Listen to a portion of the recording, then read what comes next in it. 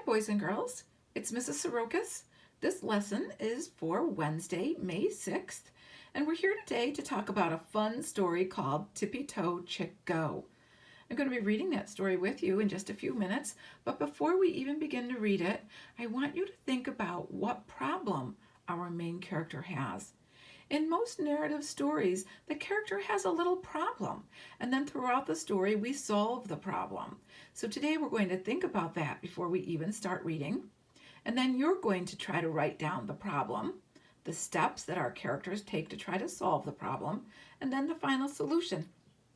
As we read our story, Tippy Toe Chick Go, we're also going to be looking for some OU and OW words. I know that Mrs. Raymond and Mrs. Rogozinski have already been doing some activities with you on OU and OW. So you'll see that when I find any of those stories, any of those words in our story, I've highlighted them. So the title of our story today is Tippy Toe Chick Go. What great idea will little Chick have? Every morning when the dew had dried, Hen took her chicks to the garden for their favorite treat, itty-bitty beans and potato bugs. Hen, Big Chick, and Middle Chick next, with Little Chick trailing along behind, stopping to wonder at this and that. Then running, tippy-toe, to catch the rest. Across the yard into the garden to eat, every day of the week. Till one day, ruff, ruff, ruff, ruff, ruff, a big grumpy dog came running their way, barking and growling at the end of a rope. Hen jumped back and pulled her chicks near. There's no safe way to the beans today.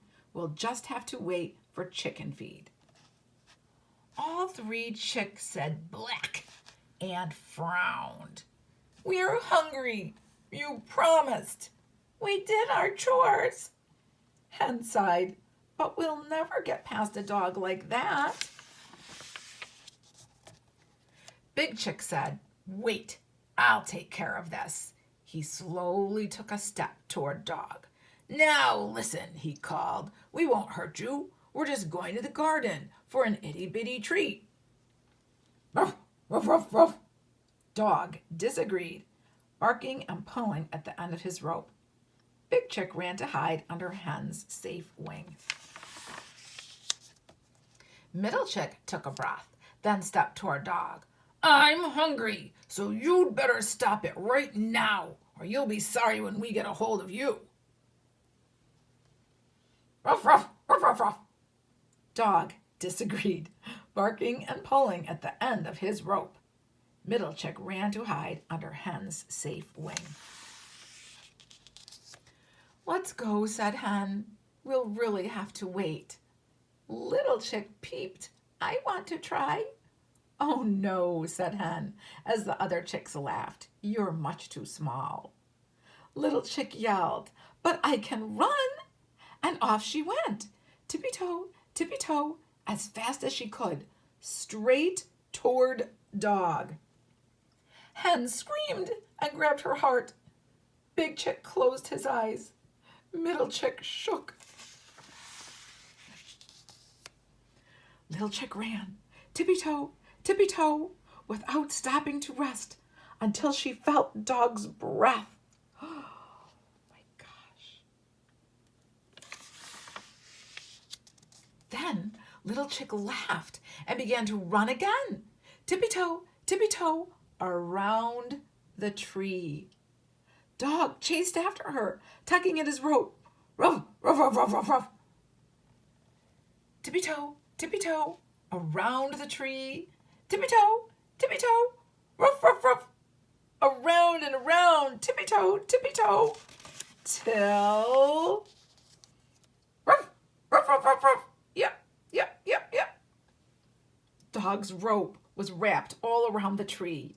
He was stuck and too mad to think back up. Hen clucked with pride. Big Chick and Middle Chick just stood and stared. Little Chick called, it's time to eat. And off they ran, tippy toe, right past Dog and into the garden for their favorite treat, sweet itty bitty beans and potato bugs. Yum. I love that story about the clever little chick. So little, everybody thought he couldn't solve the problem. But little chick did solve the problem, didn't he? Boys and girls, I'm hoping that you have a piece of paper at your house that you can write these words. Problem, first, then, and solution. And then while you're home, I want you to think about what was the problem. And I want you to write a few short words describing the chicken's problem. Of course, we know the dog was keeping them from getting into the garden. Then I want you to think about little chick's older siblings. What did the first chick try to do to stop them from getting into the garden? And did it work? I want you to write the word then. We could have also used the word next. Then the next chick tried to solve the problem, but the dog would not let them into the garden. Last, I want you to think about how Little Chick solved the problem. Little Chick was so clever, getting that dog wrapped all around the tree with its leash. She's the one that let them in. I want you to write a sentence telling what Little Chick did to solve the problem.